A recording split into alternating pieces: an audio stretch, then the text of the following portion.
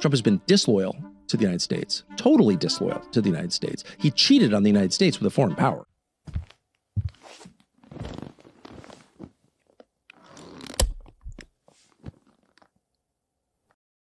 That happened.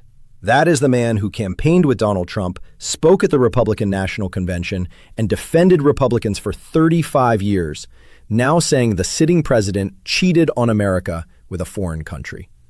I'm Brandon Mace, and this is Political Lens. Here's what we're breaking down today. Number one, what Tucker Carlson actually said in that Bloomberg interview, word for word, because every headline I've seen is leaving out the most important part. Number two, the $38 billion military aid pipeline that connects directly to what Tucker is now calling a betrayal. And number three, the political money machine behind all of it. The numbers that explain why Tucker said what he said and why it matters whether you voted for Trump, voted against him, or didn't vote at all. Let's take a look at this here.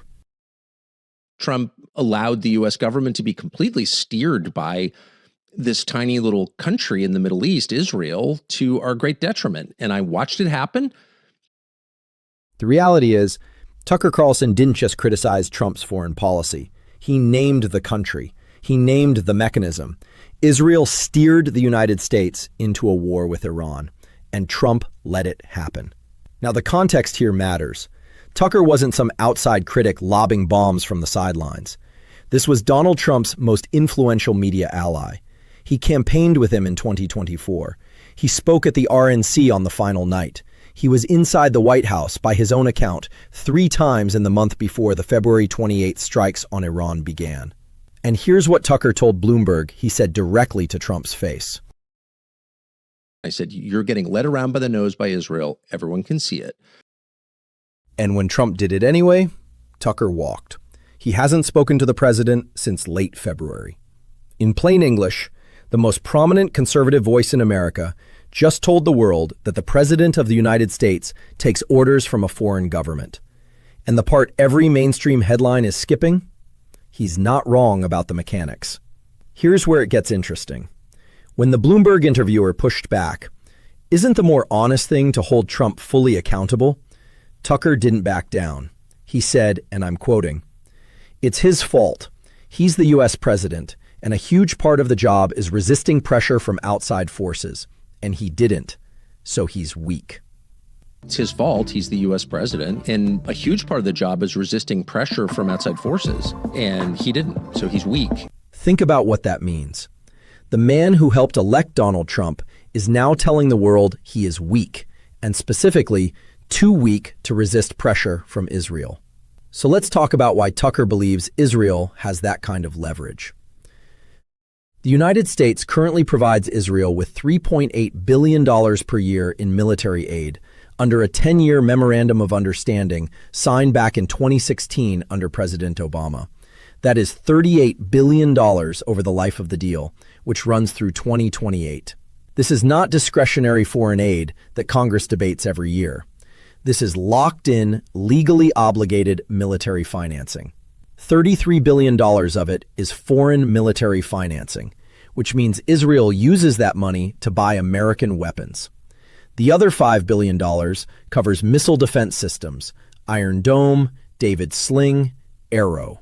So, when Tucker Carlson says Israel steered the United States into a war with Iran, he's describing a relationship where one side receives $3.8 billion a year in American military hardware, and the other side gets a war that has, in Tucker's own words, gravely hurt the United States. And it gets worse. The military aid is only half the story. The political money is the other half, and the numbers are staggering. In the 2023 to 2024 election cycle, AIPAC's PAC and its super PAC, the United Democracy Project, spent a combined $126.9 million on federal elections. That made AIPAC the single largest PAC contributor to members of Congress. Not Big Pharma, not Wall Street, not the defense industry, AIPAC. And in the 2026 midterms, they're already at $12.75 million through the first half of 2025. More than 3 times the next largest PAC. I want you to hear their own mission statement, word for word, from the AIPAC website. To encourage and persuade the U.S. government to enact specific policies that create a strong, enduring, and mutually beneficial relationship with our ally, Israel. That is not a conspiracy theory. That is their own words. Their stated purpose is to persuade the U.S. government to enact policies that benefit Israel.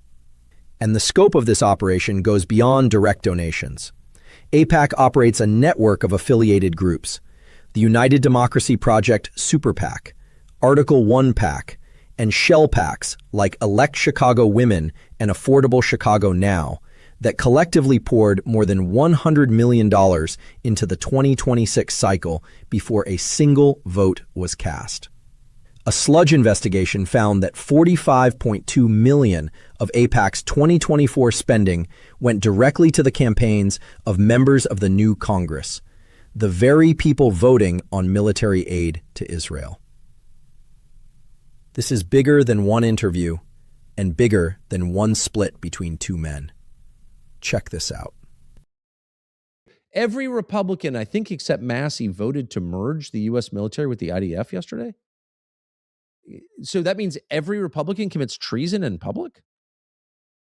Tucker's talking about something specific here. Section 219 of the National Defense Authorization Act, a provision that would have formally merged U.S. and Israeli military procurement systems.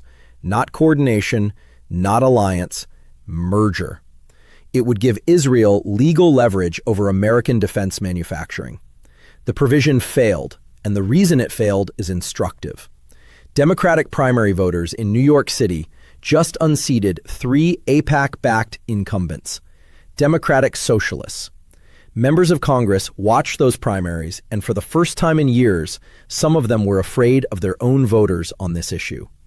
Tucker called it himself in that same interview: sunlight is the only solution. Whether you're MAGA, independent, or progressive, this is not a Democrat issue. This is not a Republican issue. This is an American issue. $38 billion of your tax dollars locked into a 10-year military commitment, funding a relationship that the man who helped elect the president is now calling a betrayal. Tucker Carlson is now saying he wants to help build a third party. Whether that happens or not, the significance here is bigger than electoral politics. The most influential conservative voice in America during Trump's rise has now publicly stated on Bloomberg, on the American Conservative, on his own show, that the U.S. government is captured by a foreign lobby. That is not a fringe position anymore. That is the mainstream conservative position. And it didn't come from a radical. It came from the guy who shared a stage with Donald Trump at the Republican National Convention. Drop your take in the comments below, because this is exactly the kind of conversation they don't want you having. And if you want the full deep dive on the $38 billion MOU, how the money flows, who votes for it, and what Rahm Emanuel said about it from Tel Aviv, I'm linking that video on the end screen right now. We will see you on the next video right here on Political Lens.